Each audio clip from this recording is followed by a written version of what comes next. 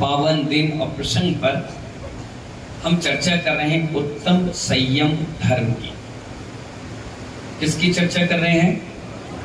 उत्तम संयम धर्म की। संयम का मतलब होता है लाइफ ऑफ कंट्रोल, LOC। जितनी बाड़ी हमने बना ली उसके भीतर हर चीज से संयम में रहना, खाने में, पीने में, उठने में, बैठने में, त्याग में, तपस्या में, कपड़ों में, पैसे में, मकान में, जमीन में, जायदाद में, हर प्रकार के हमारे अंदर संयम होना चाहिए। आचार्य भगवान कहते हैं मनुष्य के मार्ग दो प्रकार के। राम जी लाल जी, मार्ग कितने प्रकार के? सिर्फ दो प्रकार के, एक योग का और दूसरा भोग का। दो ही मार्ग है और तीसरा मार्ग तो है ही नहीं। हमारे जैन दर्शन में सिर्फ दो ही मार्ग है, या तो योग करो और या फिर भोग करो, इसके अलावा कोई मार्ग ही नहीं है। तो आचार्य भगवान कहते हैं एक प्रवृत्ति है निवृत्ति की और एक प्रवृत्ति है प्रवृत्ति की। तो दो प्रकार की प्रवृत्ति है, एक निवृत्ति एक प्रवृत्ति। यात्रा अगर योग की कर ली तो भगवान बन जाओगे और भोग की कर ली तो शैतान बन जाओगे। आचार्य भगवान कितनी अच्छी बात बता रहे हैं यहाँ। मनुष्य जब त्याग, धर्म, सत्य, संयम से जुड़ जाता है, जब मनुष्य त्याग, संयम, धर्म, सत्य, संयम से जुड़ जाता है तो उसकी यात्रा जगदीश्वर की यात्रा हो जाती है। और अन्यथा जीवन जानवर की तरह जीता है, जगदीश्वर कभी जिंदगी में नहीं बन पाता। इसलिए क्योंकि उसका सत्य नहीं है, संयम नहीं है, धर्म नहीं है, और ना तो उसकी त्याग तपस्या है।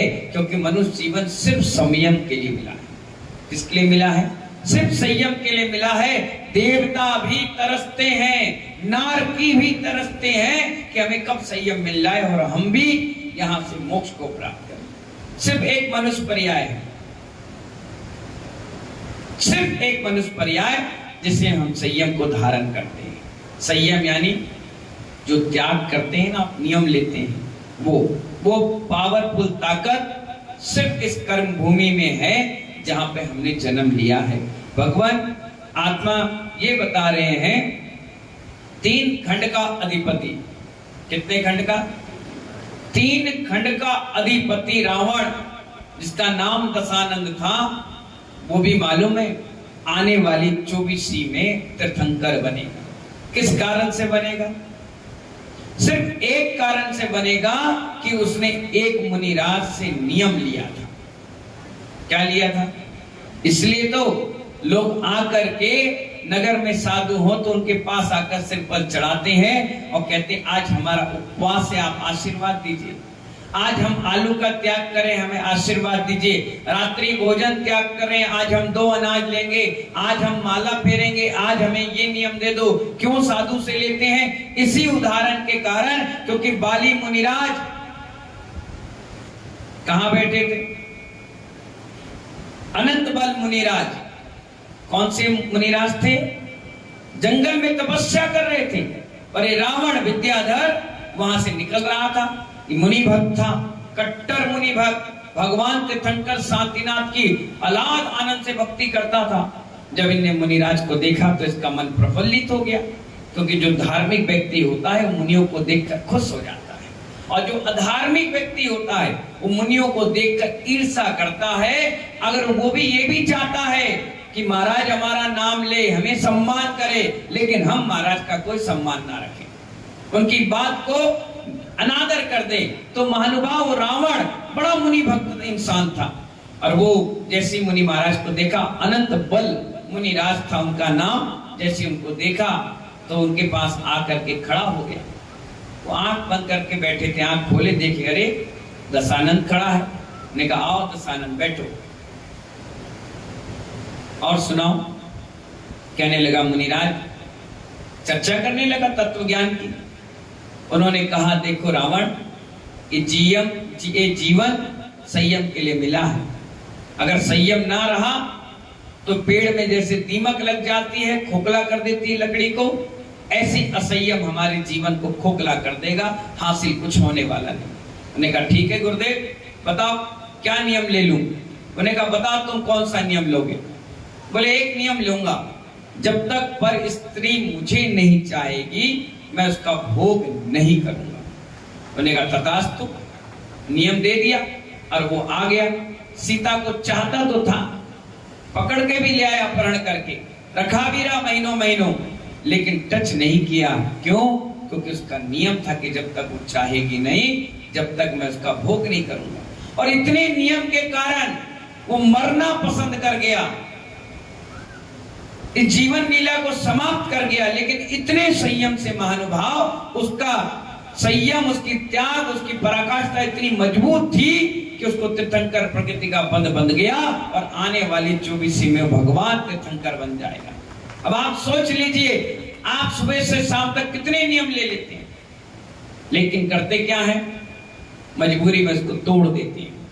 इसी के कारण वो रावण होकर तीर्थंकर बन गया, तुम इंसान होकर के कुछ नहीं बन पा रहे। इसी कारण आचार्य भगवान बता रहे हैं, संसार में दो चीजें बड़ी खतरनाक होती हैं, एक श्री यानी स्त्री और एक इंद्री।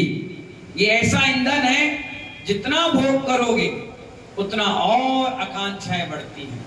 इंद्रिय सुख, आज अच्छा देख रहे हो, कल नहीं मिलेगा तो दुख होगा। आज अच्छा सुन रहे हो, कल नहीं मिलेगा तो दुख होगा। आज अच्छा खा रहे हो, नहीं मिलेगा कल तो दुख होगा। आज अच्छा टच कर रहे हो, कल नहीं मिलेगा तो दुख होगा। हर चीज से महानुभाव, अच्छा सूंघना मिल रहा है, कल नहीं मिलेगा तो दुखी। यानी इंद्रिय संयम जो है ये बहुत महत्वपूर्ण संयम है। अगर ये इंद्रिय संयम पे साधु और श्रावक कंट्रोल कर लिए तो भगवान बन जाएंगे। स्त्री का संयम, एक बार अगर किसी व्यक्ति को 2 सेकंड से ज्यादा देख लिए तो अंदर के सील में भी प्रभावित कर देता है। इतना बड़ा स्त्री पर्याय का ये संयम बताया आचार्यों ने। आचार्य ने कहा संसार में 2 चीजें बड़ी खतरनाक है, एक इंद्रिय और दूसरा स्त्री। एक बार पुरुष मांग भरता है, जिंदगी भर उनकी मांगे पूरी करता है। इसी प्रकार एक बार इंद्रियों को मांग पूर्ति करता है तो बार बार सताती। इसीलिए इन दोनों पर साधु का कंट्रोल होता है। इंद्रिय संयम और स्त्री संयम, इन दोनों पर साधुओं का कंट्रोल होता है। इसी के कारण तो उन्हें महानुभाव हर सिद्धियां हो जाती हैं, हर अनुष्ठान में सफल हो जाते हैं, हर चीज में उनके आगे आगे उनका पुण्य चलता है। इसलिए महानुभाव जिस क्षण संयम आ जाता है उस समय हमें मानसिक शांति मिलती है। कौन सी शांति मिलती है? मानसिक शांति मिलती है। आप अपने आप कहोगे हाँ बहुत अच्छा लग रहा है।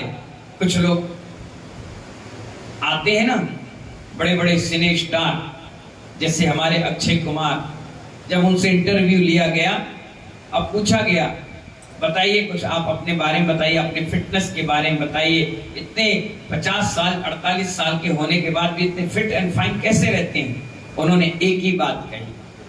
उन्होंने, जो सिने स्टार है अक्षय कुमार, उसने ये कहा मैं रात्रि में भोजन नहीं करता। क्या कहा उन्होंने? मैं रात्रि में भोजन नहीं करता हूं, मैं जैनों के तरह शाम के 6 बजे कुल्ला करके फ्री हो जाता हूं। कितना बड़ा संयम उन्होंने कहा और लोगों ने खूब तारीफ करी। उन लोगों ने तारीफ करी जो खुद रात के खाते हैं। एक अक्षय कुमार जो जैन नहीं है, जैसी उसने ये सोचा कि नहीं मुझे रात्रि में भोजन नहीं करना है, कह रहा था मुझे मानसिक शांति मिली, मेरा शरीर बढ़िया हो गया, मेरा डाइजेशन सिस्टम सही हो गया। दिन भर मेहनत करने के बाद शाम के अपने आप टाइम हो जाता था, अपना भोजन करके हम फ्री हो जाते थे। सोचिए, एक क्षण के लिए भी संयम अगर हृदय में आ गया तो मानसिक शांति मिलती है। आप कहते हो ना शांति कहाँ है? आप संयम लो, आपको कितनी शांति मिलेगी। ना दुनिया भर का लड़ाई झगड़ा, ना लेना ना देना। जैसे ही आपने संयम ले लिया आपको मानसिक शांति मिलेगी। आदमी असंयम के कारण दुख का सागर धारण किया हुआ है। किसके कारण? असंयम के कारण दुख का सागर धारण किया हुआ है, इसीलिए संयम का सुख उसको अच्छा नहीं लगता। मानवा सम्यक दर्शन चारों गतियों में प्राप्त कर सकते हो। कहां कहां? जोर से बोलो। एक तो मनुष्य गति में, दूसरा त्रियंच गति में, तीसरा नरक में और चौथा स्वर्ग में। चारों गतियों में सम्यक दर्शन प्राप्त कर सकते हो, लेकिन संयम सिर्फ दो गतियों में मिलेगा। किसके में? किसमें?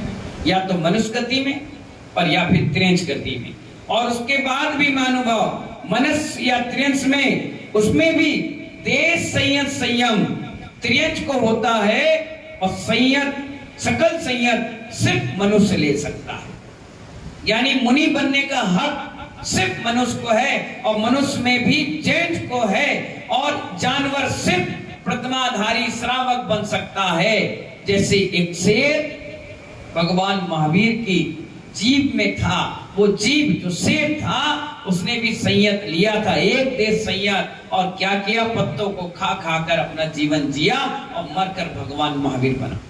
सोच लीजिए संयम कितनी बड़ी ताकत है। आचार्य भगवान कहते हैं इसीलिए सम्यक दृष्टि जीव से ज्यादा कर्मों की निर्जरा। बड़े ध्यान से सुनना, सम्यक दर्शन, सम्यक दृष्टि जीव से ज्यादा कर्मों की निर्जरा एक संयमी जीव कर लेता है। इसीलिए संयम को सर्वोपरि रखा गया है। जिसके अंदर संयम है वही व्यक्ति सर्वोपरि है। हमारे अंदर संयम है, इसलिए हम यहां पर हैं। आप नदी के अंदर संयम देख लीजिए। नदी के अंदर संयम टूटता है तो बाढ़ आ जाती है। बांध का संयम टूटता है तो बांध टूटते ही नगर के नगर, गांव के गांव डूब जाते हैं। आपका संयम टूटता है तो घर के घर टूट जाते हैं। ग्राहक का संयम टूटता है तो दुकानदारी खराब हो जाती है, और साधु का संयम टूटता है तो वापस घर चला जाता है।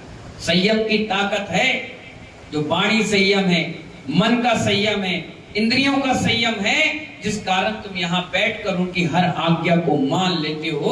अगर ये संयम ना रहे विनोद जी, तो तुम अपना आराम से चावल बेचोगे, यहाँ प्रवचन सुनने क्यों आओगे? ये संयम की ताकत है, जो हम जिससे जो कह दें, जहां कह दें, जब कह दें, व्यक्ति उस संयम के प्रभाव से झुक जाता है, नम्र हो जाता है। नहीं तो आज के इस पंचम काल में तो बेटा अपने बाप के भी पैर ना छुए। इस पंचम काल में बेटा अपने पिता के पैर ना दबाए, ढंग से पानी नहीं पिलाए, खाना रोटी ना दे। ये संयम की पराकाष्ठा है पंचम काल में, कि रोटी साधु के चक्कर लगा रही, साधु रोटी के चक्कर नहीं लगा। संयम की ताकत है। आचार्य भवन कहते हैं रावण और भी नारायण, पति नारायण, ऐसे ऐसे जीव थे जिन्होंने तीर्थंकर प्रकृति का बंध बांधा। किसने बांधा? नारायण पति नारायण ने तीर्थंकर प्रकृति का बंध बांध लिया। साधु सेवा में तत्पर थे, यहां तक कि सम्यक दृष्टि जीव थे, ज्ञानी थे, 3-3 खंड के अधिपति थे, समोषण में भी गए, 16 कारण भावना भी भाई, दिव्य ध्वनि भी भगवान की सुनी, और सिर्फ एक कमी थी, इतना सब कुछ किया। क्या क्या किया बताना? सम्यक दृष्टि थे, तुम तो नहीं हो। अब अपने और उनमें कंपेयर करना। सम्यक दृष्टि वो थे, आप थे क्या? बोलो, हाथ जोड़कर बोलो, जोर से बोलो, डबरा वालों, जो मुझे सुन रहे वो भी बोलो। बोलो, सम्यक दृष्टि हो क्या? नहीं हो, कहीं से नहीं लग रहा। अब आप बताइए, तीर्थंकर प्रकृति का बंध बांधा है? नहीं बांधा। जोर से बोलो। अब जब तुम्हारी पोल पट्टी खोली तो कर रहे हो, और किसी की होती तो चिल्ला चिल्ला के अखबार में छाप देते राजू कपड़े वाले। जोर से बोलो, तीर्थंकर प्रकृति का बंध बांधा है क्या? अच्छा, सम्यक दृष्टि जीव हो क्या? 16 कारण भावना भाई क्या? समोषण में दिव्यध्वनि सुनी क्या? साधु सेवा में तत्पर 24 घंटे रहते हो क्या? नहीं रहते। लेकिन महानुभाव आचार्य भवन कहते हैं ये सब क्रियाएं ये महापुरुषों ने किया, लेकिन बस एक काम नहीं किया, उन्होंने संयम नहीं लिया। इसलिए आज नरक में जाकर के अपनी इस आत्मा को टटोल रहे हैं कि मैंने कौन सा संयम नहीं लिया। काश मैं संयम ले लेता तो आज इस नरक में हिंसात्मक घटनाओं में नहीं घटता। आज मैं भी तीर्थंकर बनकर अपनी कर्म निजरा कर रहा हूं। सोच लीजिए, आप तो कुछ नहीं हो।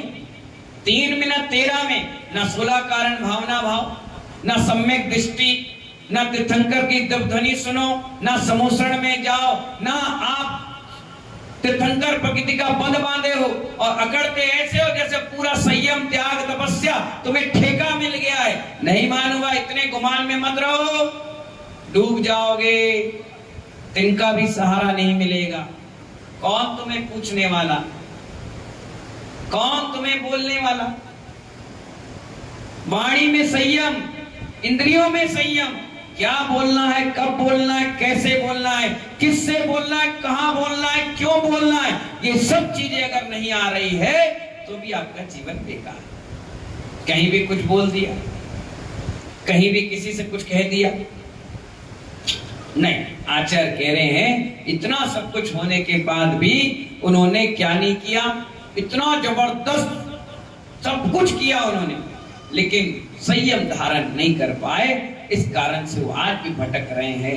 हम तो 2, 4, 10, 5 लाख रुपए दान करने के बाद अपने आप को सोचते हैं हम ही सब कुछ है, हम ही सब कुछ है। इसी के कारण उनके और अपने में अगर आंसर देखोगे तो उनका तो 100 नंबर भी आ जाएगा, आपका तो नंबर 0 भी नहीं आएगा। 0 भी लगाने के बाद वो शर्माएगा, तुम कुछ करो तो तभी तो 0 लगाया जाए, करना धरना कुछ है नहीं।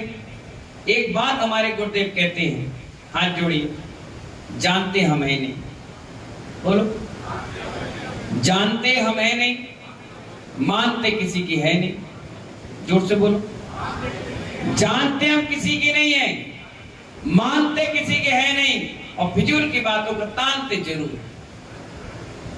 फिजूल की बातें, कोई मतलब की बात हो तब तो समझ में आए। फ्री की बातें, ना सिर है, ना हाथ है, ना पैर है, बस वाद विवाद करने के लिए पेट में चूहे कूद रहे, बस बोले हम बोले, नहीं मानूंगा। वाणी संयम, इंद्रिय संयम, यही संयम आपको भगवान बनेगा। अगर आप इसमें भी कंट्रोल कर गए तो भगवान आत्मा बन जाओगे, जिसे पाने देवता भी तरसते हैं। वो संयम की बात मैं कर रहा हूं। देवता जानते हो कितना बलशाली होता है, शक्तिशाली होता है, प्रभावशाली होता है, हर चीज उसके हाथ में, जब जहां जैसा चाहिए वो कर सकता है। वो देवता भी तरसता है, काहे के लिए? सिर्फ इस संयम को प्राप्त करने के लिए। आचार्य भगवान कहते हैं स्वर्ग में सर्वार्थ सिद्धि में क्या कुछ नहीं, 33 सागर आयु है। कितनी? एक सागर का मतलब आचार्य भगवान कहते हैं एक 100 किलोमीटर का गड्ढा खोदो, कितना? एक उदाहरण समझिए सरल भाषा में, ये आगम नहीं है, एक सरल भाषा में समझने का प्रयास करो। एक 100 किलोमीटर का गड्ढा खोदो, 100 किलोमीटर लंबा हो, 100 किलोमीटर चौड़ा हो, 100 किलोमीटर गहरा। अब सोच लीजिए कितना गहरा, यहां से मुरैना तक, लंबा, चौड़ा और गहरा। अब एक चिड़िया को लाओ, उससे कहो सिंध नदी के पानी से एक चोंच में पानी भर ले और जाके उस गड्ढे में डाला है। कब तक डाले? 100 साल में एक बार। कितने साल में? 100 साल में एक बार डाले, अब आराम करे, फिर 100 साल में डाले, जब तक वो ठसा ठस भर ना जाए, हर 100 साल में, तब तक डालते रहे। और जब भर जाए, लबालब बिल्कुल उबाल मारने लग जाए, बिल्कुल छलकने लग जाए, फिर हर 100 साल में एक बूंद फिर निकाल कर वापस डालते। जितना समय उस गड्ढे को खाली करने और भरने में लगेगा, आचार्य कहते हैं उसे कहते हैं एक सागर। क्या कहते हैं? अब तुम खुद सोचिए, ऐसे 33 सागर आयु किनकी है?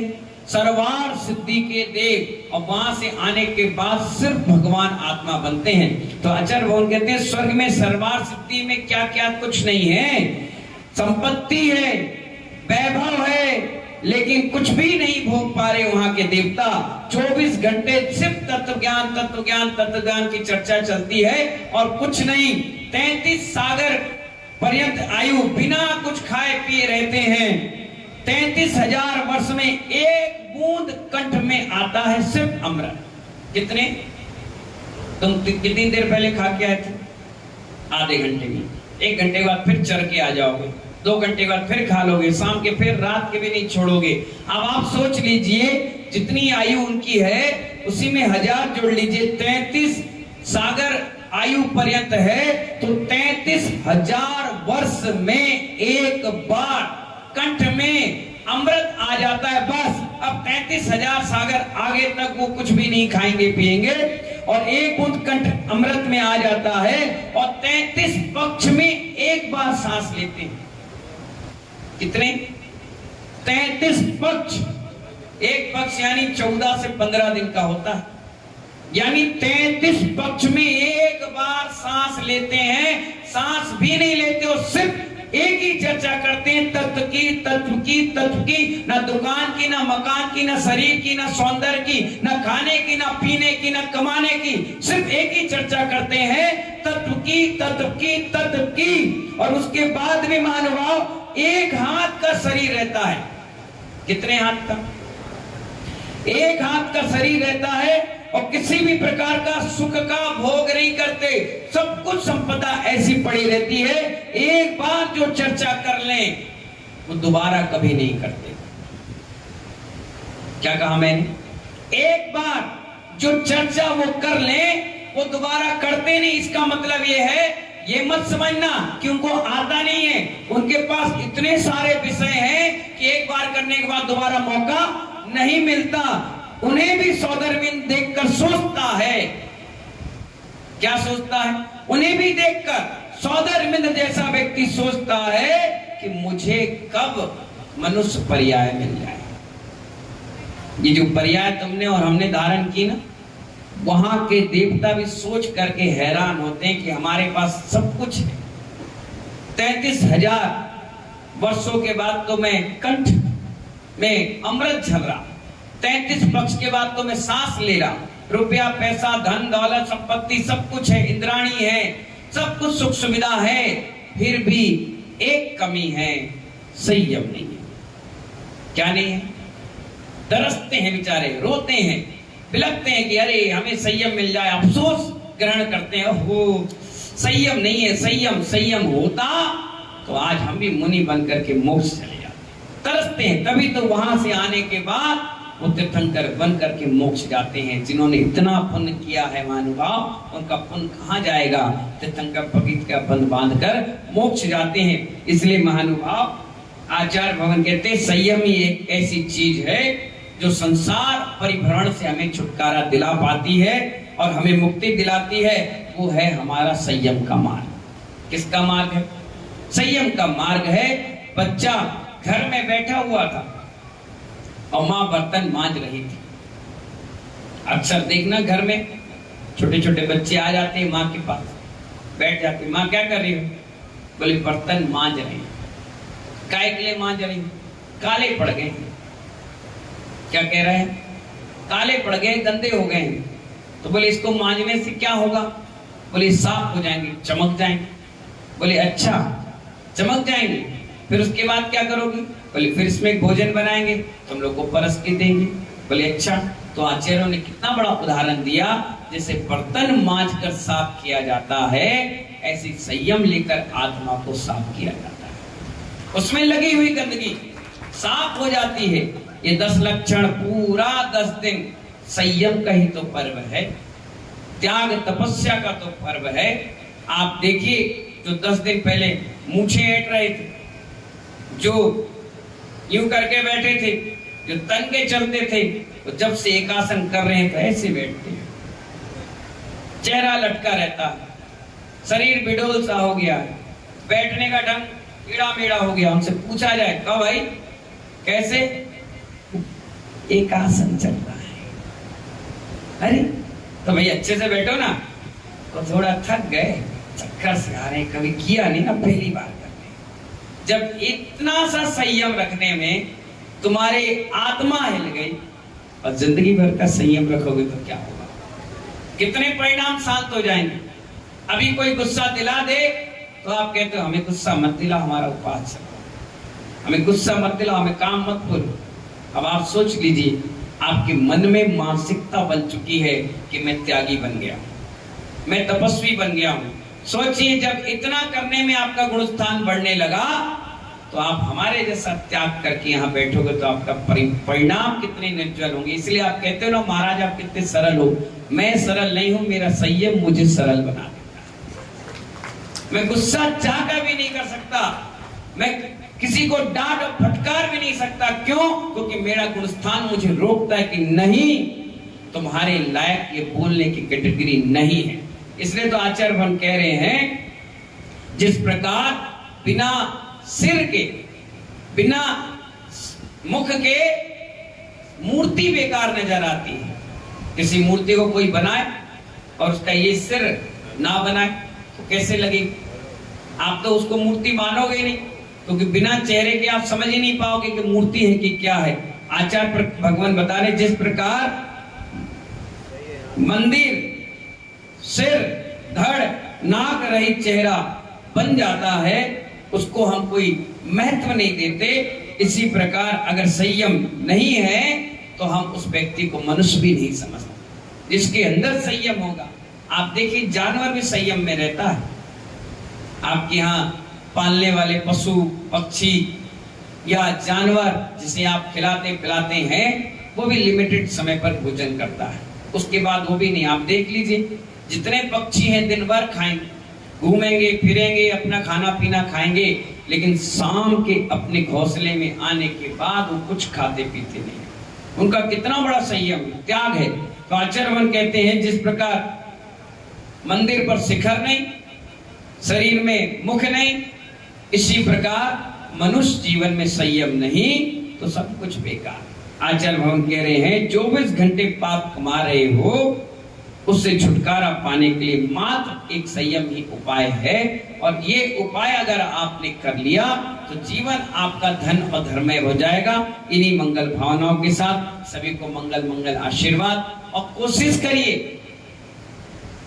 करिए कि हम जितना हो सके आने के 4-5 दिन बचे हुए क्षमा वाणी तक अपना संयम बरकरार रखें। और कोशिश करिए, आनंद लीजिए उस 10 लक्षण पर्व का, जिसमें साधु संगति में रहकर हम जितना संयम त्याग तपस्या कर लें। कोशिश करिए, मैं ये नहीं कहता कि करना ही है, मैं कहता हूं कोशिश करिए, क्योंकि कोशिश करने वालों की हार कभी नहीं होती। आज नहीं कल उनकी जीत जरूर होती है। ऐसी मंगल भावनाओं के साथ जय बोले उत्तम संयम धर्म की।